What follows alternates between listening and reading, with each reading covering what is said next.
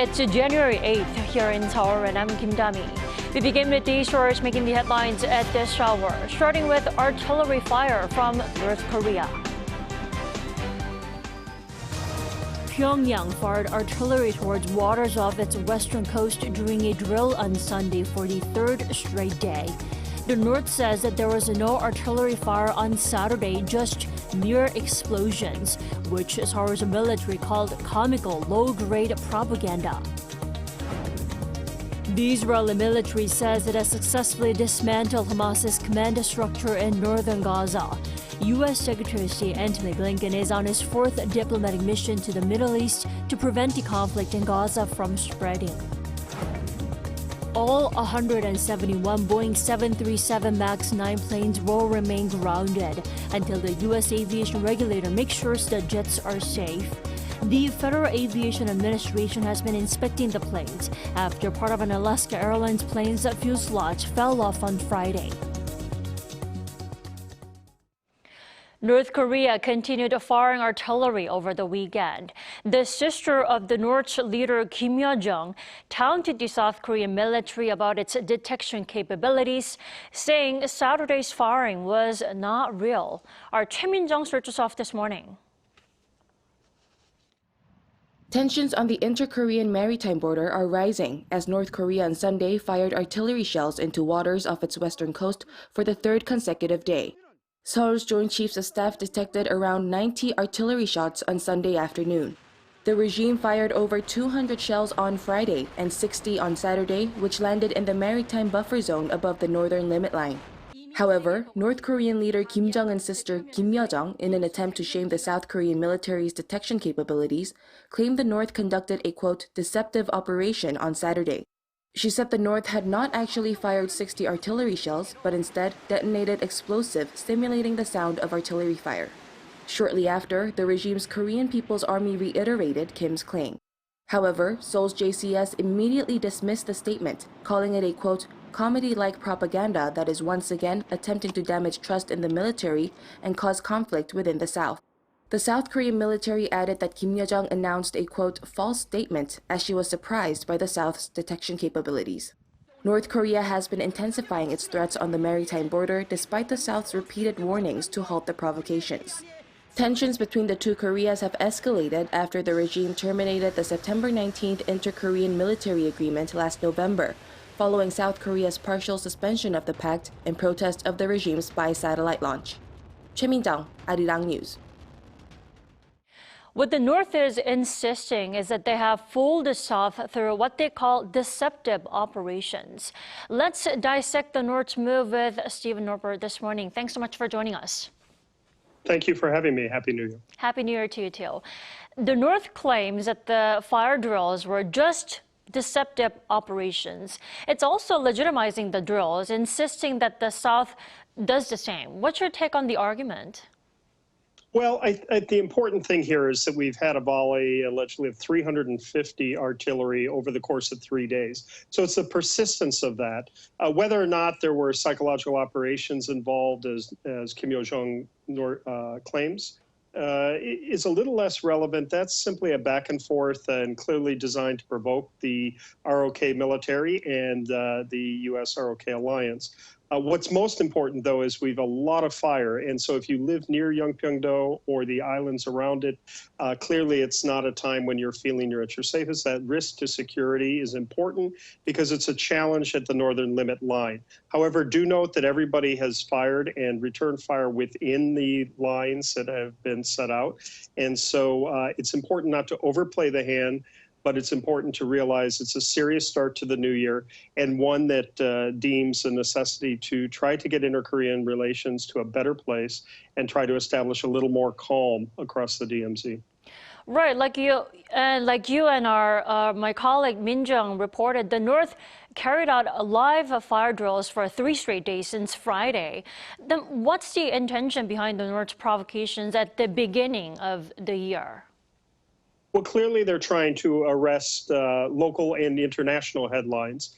A show of demonstration after the plenum meeting by Kim Jong-un but also designed in a world distracted by Gaza and Ukraine, that North Korea is saying, we're still here and we're starting the year with these types of artillery rounds. That garners a lot of international attention. It raises questions about future missile tests. We've just had a year where we had 5 intercontinental ballistic missile tests. And of course, there's concern about a 7th nuclear test. So at this time, when tensions are high, when rhetoric is high on both sides of the DMZ, it's important to keep a measured tone and to try to look at the North's enhancements of their technological capability in a regional and a global context. So trying to grab the headlines is their main goal here. And we should understand that by way of North Korean propaganda and be somewhat constrained in our response beyond the military response to downtick the message and to try to de-amplify that message and reduce tensions. So the North may be seeking some attention from the international community at the moment. And today here in South Korea, January 8th, marks the leader Kim Jong-un's 40th birthday. How likely is it that there'll be another round of military provocations like the fire drills over the weekend? And how likely is it that there'll be maybe possibly a 7th nuclear test? What do you think? Well, we'll see what happens in the coming few months. The North Korean leader has not demarcated his birthday yet as a national holiday. We'll see how he marks his 40th observance. The upcoming anniversaries of the birth of his father, Kim Jong-il, and his grandfather, Kim Il-sung, generally mean heightened activity. They're also responding to U.S. ROK military exercises of late. So do expect to see some heightened activity, and let us hope that it doesn't go to a 7th nuclear test and that there's an ability to stem what we have seen as a rash of long-range missile testing. And so their enhancements on the missile front should be very concerning to us, as well as questions about the level of plutonium that they're harvesting. This warrants a lot of good attention and really an intent to get to the negotiating table with North Korea sooner than not. Sure. Kim Jong-un may stay low profile on his birthday like he did last year. Now, will Kim Jong-un turning 40, though, be a turning point for him in any way with regard to his role over the regime in the new year? What do you think? Maybe further putting Chue, his daughter, in the spotlight as his successor? Sure. There has been a lot of attention about Kim Jue and whether she will step up. She's only 10 years old, so there would have to be probably a time of regency were she to lean in. That's what South Korean national intelligence has been reporting through the National Assembly, that she is the most likely candidate. But of course, we haven't been able to always predict that. Kim Jong-un came as something of a surprise when he moved up the ranks under Kim Jong-il and emerged as the preference. However, for Kim Jong-un, it's important. It's 40 years, which means we no longer can refer to the younger leader or the new leader of North Korea. He's firmly been in control since his father's 2011 passing and his assumption of duties in 2012. So we're marking now 12 years of Kim Jong-un being in control. And so that means that we're dealing with a leader who has matured, and let us hope that there's a way to encourage him to a more responsible role on the global stage. Clearly, the outreach to China and Russia of late has concerned the U.S., Korea, Japan trilateral. And so we'll have to see how this emerges. But it seems that the leader is in no way inclined at this point to any sort of more peaceful resolution, but really has upticked both rhetoric and these tests, which should concern us. Definitely. Before I let you go briefly, Kim Jong-un also sent a message to Japanese Prime Minister Fumio Kishida over the weekend, expressing his condolences over the recent series of deadly earthquakes over in Japan. This is a pretty rare move for Kim Jong-un to make, though, isn't it? It is a rare move, and we haven't had a move like that by a North Korean leader. The number 2 did in 2011 after the tragic earthquake and tsunami there, but we have not had this sort of expression. It's important to know because perhaps Kim Jong-un is trying to project himself as more of a regional and global leader, and it is an outreach to the Japanese and an expression of concern. At the same time, he also reached out to Iran and expressed concern about the bombing there that killed so many. So Kim Jong-un trying to look like he's projecting himself more globally now. And that may have implications that we should note, in particular if we're able to transition that to some international leverage on him. And perhaps Japan has inroads now with North Korea and could be coordinated through the South Korea, Japan, U.S. trilateral in a way that's constructive. But trying to engage North Korea now is important because the rhetoric has increased on both sides and the tensions are high. Indeed. Thanks so much for sharing your insight this morning. You enjoy your afternoon there. Thank you. Aloha, and appreciate the opportunity.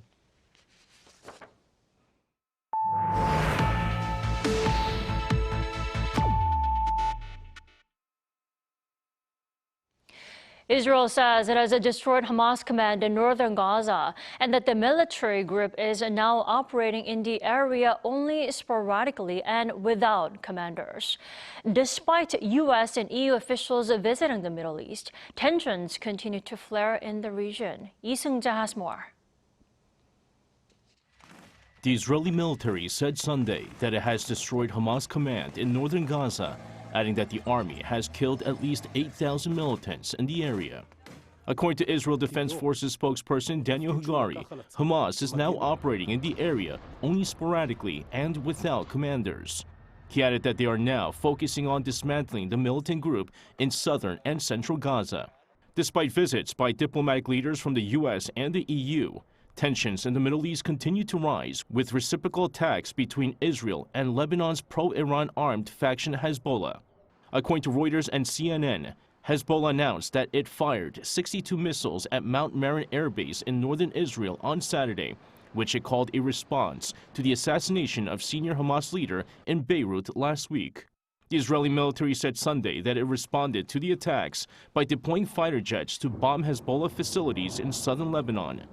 U.S. Secretary of State Tony Blinken and High Representative of the European Union for Foreign Affairs and Security Policy Joseph Borrell made trips to the Middle East as they tried to quell the tensions in the region.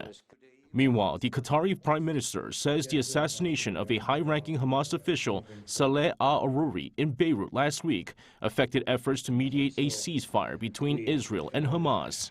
However, the Prime Minister vowed to continue mediation efforts. Hamas halted all ceasefire and hostage release negotiations with Israel after the death of its senior leader. A number of Hamas officials, including al-Aruri, were killed in a drone attack in Beirut. U.S. officials have pointed to Israel for conducting the attack. Lee Seung-jae, Arirang News. Russia plans to conduct a total of 7 intercontinental ballistic missile tests this year.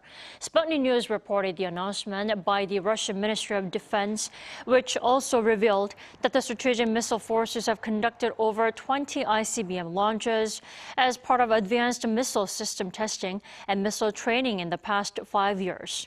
Since the invasion of Ukraine in 2022, Russia has occasionally hinted at possibly using nuclear weapons and has conducted large-scale nuclear exercises involving the deployment of ICBMs. Last month, Russia claimed that the development of the next-generation ICBM called RS-28 Sarmat, capable of carrying multiple warheads, will soon be completed.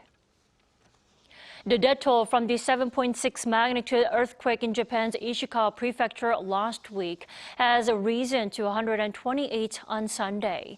Some 560 others are reported injured, while 195 residents of the prefecture are still unaccounted for. A woman in her 90s was rescued from under the rubble in Suzu City on Saturday, 124 hours after the initial earthquake.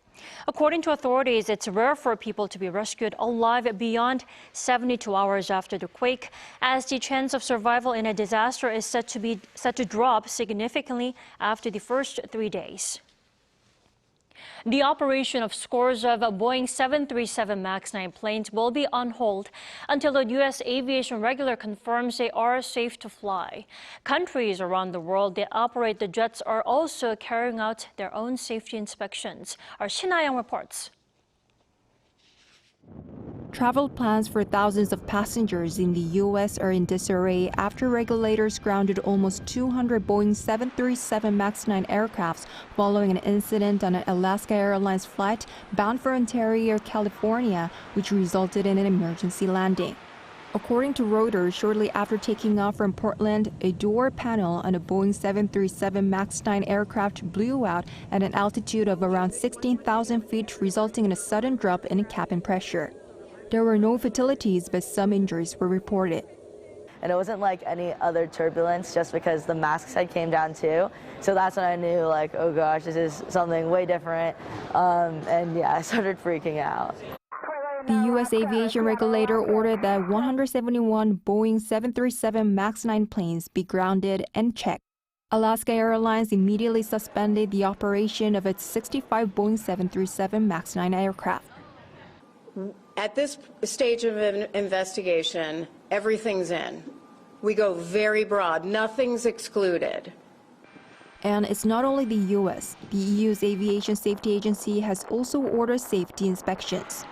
Meanwhile, Seoul's Transport Ministry on Sunday told South Korean Airlines to conduct safety checks on Boeing 737 MAX planes as a preemptive safety measure. Boeing's flagship model, the 737 MAX, has been involved in 2 major crashes in the past 5 years. In October 2018, a 737 MAX jet flown by Indonesia's Lion Air crashed, killing all 189 on board. In March 2019, an Ethiopian Airlines flight crashed, resulting in the death of all 157 passengers. 신하영, Arirang News. South Korea's overseas plant orders last year increased 25% on-year on strong demand in the Middle East. The Trade Ministry announced on Monday that the total plant orders in 2023 amounted to $30.23 billion, exceeding its $30 billion target. The highest performance in 8 years was largely driven by large-scale project contracts in the Middle East that accounted for 38% of the total orders. Among the individual orders, the largest was the Hyundai Engineering and Construction's $5 billion contract with Saudi Arabia's state oil company Aramco to build a petrochemical plant. 2024 is set to be another exciting one on the K-culture front. 2 of BTS members will be done with their mandatory military service. And there are also so many shows on the way for K-drama fans to binge watch. Our culture correspondent Song Yujin has more. As we step into 2024, here's a sneak peek of what the culture scene has in store. If you thought 2023 was a treat for streamers, brace yourself for an even more exciting lineup ahead. A bunch of blockbuster sequels are in store. Netflix is set to drop the 2nd season of the Emmy Award-winning Squid Game in the latter half of the year. If you're into real-life survival challenges, get ready for Physical 100 Season 2, which last year topped the platform's non-English show chart.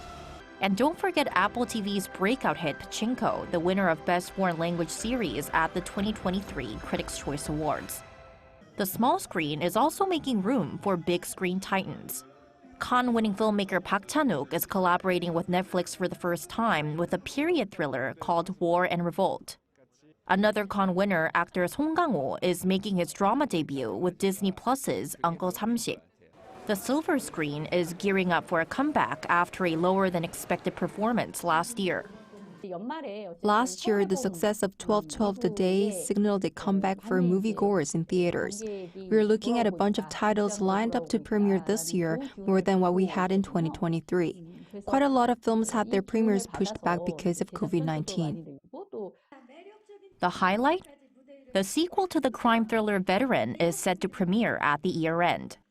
Part 1 from 2015 sold over 13 million tickets. While waiting for that, film enthusiasts can enjoy Parasite director Bong Joon-ho's latest creation, Mickey 17, in March, and the 4th installment of the Roundup series in May. In the world of K-pop, get ready for K-pop-style groups.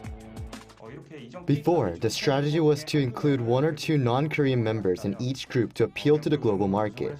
The trend now is creating K-pop-style groups tailored to the culture and preferences of the local audience, sometimes without any Korean members.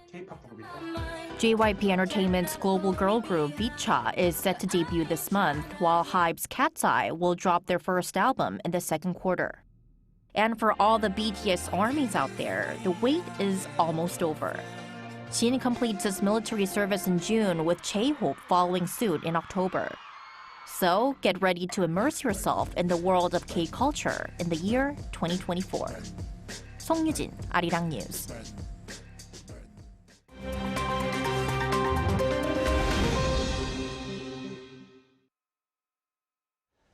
Good morning. I'm Kim Ji-young, and now we turn over to stories from around the world. We begin today in China, which has imposed sanctions on 5 American defense companies in response to U.S. arms sales to Taiwan and U.S. sanctions on Chinese individuals and companies. Chinese state media CCTV reported on Sunday that the sanctions would freeze any assets in China and ban firms or individuals in China from doing business with the defense companies. The 5 companies named are BAE Systems Land and Armament, Alien Tech Systems and Operation, AeroVironment, Viasat, and Data Link Solutions. China warned last month that it would take countermeasures against companies involved in the $300 million defense deal with Taiwan approved by the U.S. The sanctions, seen as a largely symbolic move, come days before the Taiwanese presidential election to be held on January 13th. Now moving over to Bangladesh, where a fire at the country's biggest Rohingya refugee camp has left more than 8,000 without shelter. The head of Ukia Fire Station said that the fire began on Saturday night at Kutu Palong camp in Cox's Bazar and spread fast, leaving about 1,040 shelters destroyed. Although the cause of the fire is yet unknown, Refugee Commissioner Mizanur Rahman on Sunday said there are suspicions of arson. Previously, a massive fire in the same camp in March 2021 killed at least 15 and destroyed over 10,000 shelters. Kutu Palong refugee camp is currently the largest refugee camp in the world, with around 1 million Rohingya refugees. Rohingya Muslims have been flowing into Bangladesh since Myanmar's military crackdown in 2017. Eurozone inflation in December increased to 2.9% across the bloc, up from November's 2.4%. This is less than the 3% that financial experts had forecast, but it does mark the end of 7 months of decline.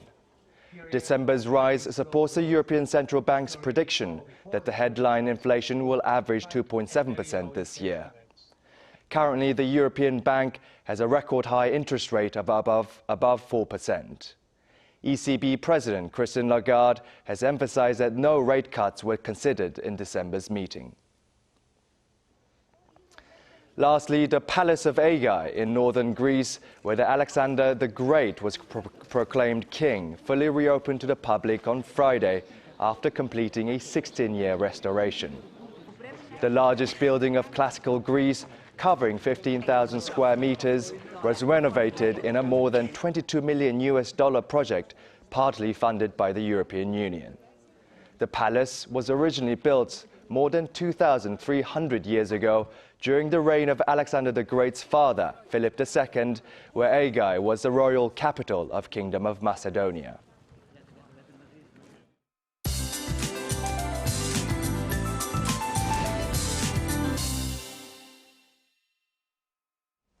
Good morning. There has been a sharp drop in temperatures. Morning lows are 5 to 8 degrees lower than yesterday, with a cold wave advisory issued in inland areas. Seoul is waking up to a low of -10 degrees, but it feels more like -15 degrees to start off the day. Even Busan is having sub-zero morning temperatures, so bundle up. Also, there seems to be lingering snow and ice on the sidewalk, so walk with extra care today. The East Coast, however, is under a dry weather advisory with strong winds, so fire safety should come first. We'll have sunny skies all day with good air quality, but Seoul tops out at 0 degrees, feeling more like -2. Gwangju topping out at 4 degrees Celsius this afternoon. Then a mix of rain and snow is in the forecast for Tuesday, starting from the capital and west of central regions, gradually spreading nationwide over the course of the day. Well, winter lovers might be disappointed, but the cold snap will weaken after Tuesday's wintry precipitation. That's Korea for you, and here's a look at the international weather conditions.